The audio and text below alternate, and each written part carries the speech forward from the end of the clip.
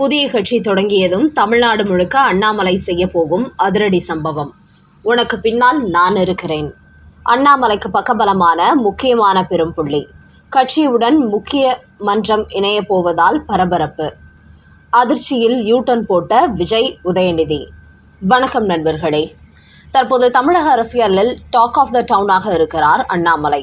கடந்த 2020 பாஜகவில் இணைந்த அவர் அதற்கு அடுத்த ஆண்டு மாநில தலைவராகிவிட்டார். 5 ஆண்டுகளாக தலைவர் பதவியில் இருந்தவர் கடந்த ஆண்டில் மாற்றப்பட்டு அந்த இடத்துக்கு நயினார் நாகேந்திரன் வந்தார். அதையடுத்து அண்ணாமலைக்கு டெல்லி மேலிடம் ஒரு பெரிய பொறுப்பை கொடுப்பார்கள் என்று எதிர்பார்க்கப்பட்டது. ஆனால் அவர்கள் எதிர்பார்த்தபடி அண்ணாமலைக்கும் எந்த பொறுப்பும் வழங்கவில்லை. இதன் காரணமாக பெயரளவுக்கு மட்டும் கட்சியிலிருந்து தனது எதிர்காலத்தை வீணடிக்க விரும்பாத அண்ணாமலை தற்போது விஜய் பாணியில் தானும் புதிய கட்சியை ஆரம்பிப்போம், தமிழக அரசியலில் தனக்கென ஒரு தனி இடத்தை பிடிப்போம் என்று தயாராகிவிட்டார். இந்த நிலையில்தான் 2026 சட்டமன்ற தேர்தலில் 27 தொகுதிகளில் போட்டியிட்ட பாஜக ஒரே ஒரு தொகுதி மட்டுமே வெற்றி பெற்றிருக்கிறது. இந்த நேரத்தில் தான் நேற்று டெல்லி சென்ற அண்ணாமலை தனது ராஜினாமா கடிதத்தை கொடுத்து பாஜக மேலிடத்துக்கு இடியை இறக்கியிருக்கிறார். அவர் கொடுத்த ராஜினாமா கடிதத்தில், இத்துடன் பாஜகவில் எனது பயணத்தை முடித்துக் கொள்கிறேன். எனக்கென்ற அடுத்த அரசியலில் ஒரு தனி பாதையை உருவாக்கப் போகிறேன். என்னை நம்பி பாஜகவில் மாநில தலைவர் பதவி கொடுத்த உங்களுக்கு எப்போதும் நன்றியாக இருப்பேன் என்று தேசிய பாஜக தலைவர் நிதினிடம் கொடுத்த கடிதத்தில் தெரிவித்துள்ளார் அண்ணாமலை. அவரது இந்த முடிவு டெல்லி மேலிடத்துக்கு உச்சக்கட்ட அதிர்ச்சியை கொடுத்திருக்கிறது. அவர் கொடுத்த ராஜினாமா கடிதத்தை ஏற்காத டெல்லி தலைவர்கள் அவரை சமாதானப்படுத்தும் முயற்சியில் ஈடுபட்டார்களாம். என்றாலும் அண்ணாமலையை பொறுத்தவரை தமிழக அரசியலில் இது இளைஞர்களின் காலமாகிவிட்டது. அதனால் தனக்கென்று ஒரு பெரிய ஆதரவாளர் கூட்டம் இருப்பதால் இந்த நேரத்தில் ஒரு தனி கட்சி ஆரம்பித்து புதிய பாதையில் பயணிக்க வேண்டும் என்று அண்ணாமலை தயாராகிவிட்டார். ஏற்கனவே என் மண் என் மக்கள் என்கிற பாத யாத்திரையை நடத்தி பாஜகவில் பெரிய அளவில் வளர்த்த அண்ணாமலை அடுத்து தான் புதிய கட்சி தொடங்கியதும் தமிழ்நாடு முழுக்க சுற்றுப்பயணம் செய்து மக்கள் மத்தியில் ஆதரவு திரட்டவும் திட்டமிட்டிருக்கிறாராம். குறிப்பாக தமிழக பாஜகவை வளர்க்க அண்ணாமலை கடுமையான முயற்சி எடுத்த போதும் அவரது உழைப்புக்கு எதிர்பார்த்தபடி அங்கீகாரம் கொடுக்கப்படவில்லை. அதிலும் அதிமுகவுடன் கூட்டணி வைக்க வேண்டும் என்பதற்காகவே அண்ணாமலையை தலைவர் பதவியில் மாற்றினார்கள். பாஜகவை வளர்க்க தான் கடுமையாகவும் உண்மையாகவும் உழைத்த நேரத்தில் அதிமுகவுக்காக தன்னை பதவியிலிருந்து மாற்றம் செய்ததும் அண்ணாமலைக்கு கடுமையான விரக்தியை ஏற்படுத்தியது. அதன் காரணமாகவே இப்படி உழைப்புக்கு முக்கியத்துவம் தராத பாஜகவுக்காக கால நேரத்தை வீணடிப்பதை விட தனக்கென்று ஒரு கட்சியை உருவாக்கி மக்களுக்காக உண்மையாக உழைத்தால் அரசியலில் பெரிய இலக்கை அடையலாம் என்றுதான் அண்ணாமலை இந்த புதிய கட்சியை தொடங்கும் முடிவுக்கு வந்தாராம். குறிப்பாக தற்போது தமிழக அரசியலில் விஜய், உதயநிதி என்று களம் மாறிக்கொண்டிருக்கிறது. குறிப்பாக விஜயை பொறுத்தவரை தமிழக வெற்றிக் கழகத்தை ஆரம்பித்தவர் தமிழ்நாடு முழுக்க கூட அவர் சென்று பிரச்சாரம் செய்யவில்லை. சில முக்கிய ஊர்களுக்கு மட்டுமே சென்றார். சோஷியல் மீடியாவில் ரீல்ஸ் போட்டே அந்த கட்சி வெற்றி பெற்றுவிட்டது. குறிப்பாக இளைஞர்களுக்கு அவரது கட்சியில் ஐக்கியமாகி இருப்பதால் அது விஜயின் வெற்றிக்கு முக்கிய காரணமாகிவிட்டது. அதன் காரணமாகவே சினிமா ரசிகர்களை விஜய் தன் பக்கம் இழுத்துள்ள நிலையில் படித்த சமூக நோக்கமுள்ள இளைஞர்களை தனது பக்கம் திருப்ப வேண்டும் என்கிற நோக்கத்தில் அண்ணாமலை இந்த புதிய கட்சியை ஆரம்பிக்க போகிறாராம். அந்த வகையில் கட்சி ஆரம்பித்தே 2 ஆண்டில் விஜய் வெற்றி பெற்று முதலமைச்சராகி அண்ணாமலைக்கு ஒரு நம்பிக்கையை கொடுத்துள்ளார்.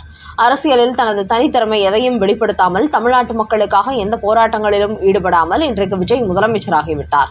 ஆனால் அண்ணாமலை கடந்த 5 ஆண்டுகளுக்கு மேலாக பாஜகவில் இணைந்து தமிழ்நாட்டு மக்களுக்காக பல போராட்டங்களை சந்தித்தவர். திமுகவின் ஊழல் ஆட்சியை கடுமையாக எதிர்த்தவர், அரசியல் செய்தவர். அதிமுக, திமுக என்கிற 2 கட்சிகளுக்கும் சிம்ம சொப்பனமாக இருந்தவர். அதோடு அரசியலுக்கு வந்து குறுகிய காலத்தில் பெரும் புயலை கிளப்பியவர் அண்ணாமலை.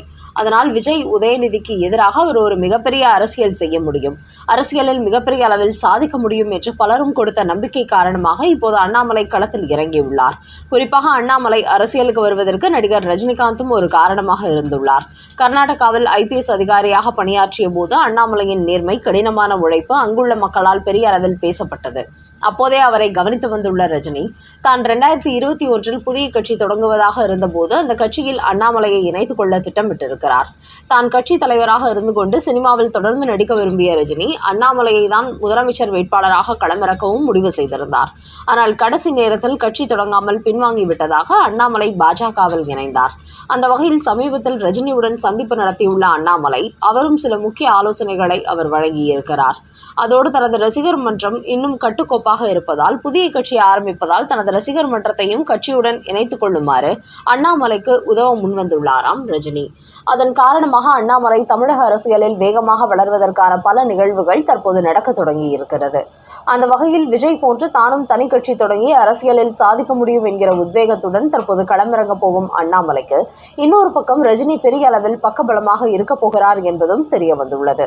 அதனால் ஏற்கனவே தனது புயல் வேக அரசியலை வெளிப்படுத்தியுள்ள அண்ணாமலை அடுத்து விஜய் மற்றும் உதயநிதிக்கு எதிராக மிகப்பெரிய அளவில் களத்தில் இறங்கி அடிப்பார் என்பதும் தெரிய வந்திருக்கிறது.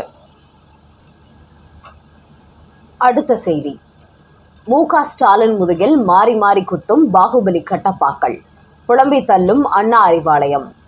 கடந்த 2026 சட்டமன்ற தேர்தலுக்கு முன்பு திமுக கூட்டணியில் இடம்பெற்றிருந்த காங்கிரஸ், விசிக போன்ற கட்சிகள் மு.க. ஸ்டாலினிடத்தில் ஆட்சி அதிகாரத்தில் பங்கு கேட்டார்கள்.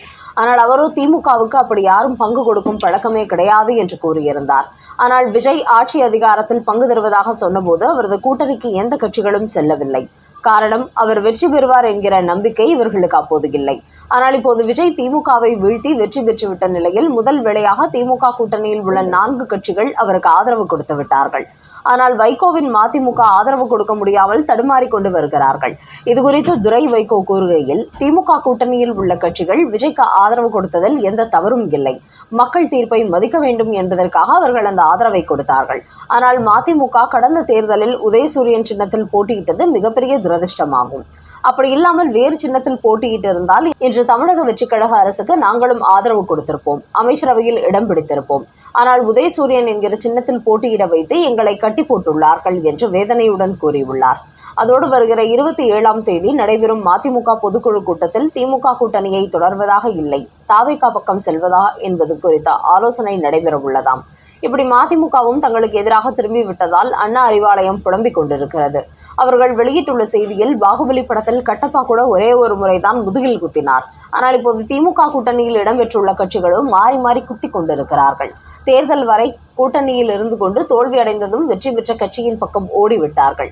இது மிகப்பெரிய துரோகமாகும். பாகுபலிக்கு நடந்ததை விட மிகப்பெரிய கொடுமை நடக்கிறது என்று அண்ணா அறிவாலயம் தெரிவித்துள்ளது. அதிலும் திமுகவில் நீண்ட காலம் இருந்து அதன் பிறகு மதிமுகவை ஆரம்பித்தவரான வைகோவின் வாரிசு துரை வைகோவும் திமுகவின் உதயசூரியன் சின்னத்தில் போட்டியிட்டது சாபக்கேடு என்று கூறியிருப்பது மு.க. ஸ்டாலினை மிகப்பெரிய அளவில் வேதனைப்பட வைத்திருப்பதாகவும் திமுக வட்டாரங்களில் கூறுகிறார்கள். ரசிகர்களுக்கு ரஜினி போட்ட உத்தரவு. அண்ணாமலை கட்சியில் இணைய போகும் ரஜினி மன்ற நிர்வாகிகள். நடிகர் ரஜினிகாந்த் கடந்த 2021 சட்டமன்ற தேர்தலுக்கு முன்பு தனி கட்சி தொடங்க இருந்தது ஒட்டுமொத்த சிஸ்டத்தையும் மாற்றப் போவதாக சொன்னார். என்றாலும் கடைசி நேரத்தில் கட்சி தொடங்காமல் பின்வாங்கிவிட்டார். இந்த நிலையில் தற்போது தமிழக பாஜகவின் முன்னாள் தலைவர் அண்ணாமலை புதிய கட்சி தொடங்க தயாராகி வருகிறார். முன்னதாக ரஜினி சந்தித்து அவர் ஆதரவு கேட்டார். அப்போது அவர் தனது ரசிகர் மன்றத்தின் மொத்த ஆதரவையும் அண்ணாமலைக்கு கொடுப்பதாக உறுதி அளித்திருக்கிறாராம். இப்படி ரஜினி அண்ணாமலைக்கு ஆதரவு கொடுத்திருப்பது அரசியல் வட்டாரங்களில் பரபரப்பை ஏற்படுத்தியுள்ளது. குறிப்பா விஜய் அளவுக்கு தற்போது வரை ரஜினிக்கும் மிகப்பெரிய ரசிகர் வட்டம் உள்ளது.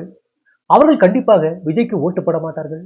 அதனால் அதுபோன்ற ரசிகர்கள் அண்ணாமலை பக்கம் வரப்போவது அவருக்கு மிகப்பெரிய பலமாக இருக்க போகிறது. ஏற்கனவே பாஜகவில் மாநில தலைவராக இருந்ததால் தமிழ்நாடு முழுக்க அண்ணாமலைக்கு ஒரு மிகப்பெரிய இளைஞர் பட்டாளம் உள்ளது. அதனால் அடுத்தபடியாக அண்ணாமலையும் தமிழக அரசியலில் பெரிய அளவில் இளைஞர் சக்தியாக உருவெடுக்கும் சூழல் உருவாகியுள்ளது. அதோடு அண்ணாமலைக்கு விஜய், உதயநிதியை விட மிக பெரிய அரசியல் அனுபவம் உள்ளது.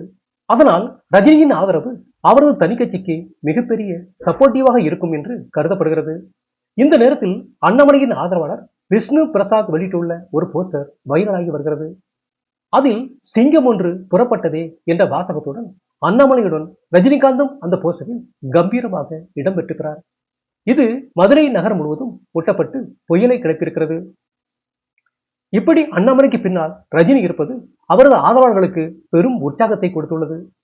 இது சம்பந்தமாக கூடிய சீக்கிரமே தனது ரசிகர் மன்ற நிர்வாகிகள் அனைவரையும் அழைத்து அண்ணாமலைக்கு முழு உறுதுணையாக இருக்க வேண்டும், அவரை வெற்றி பெற வைக்க வேண்டும் என்று ரஜினி சார்பில் உத்தரவிடவும் தயாராகி வருகிறாராம்.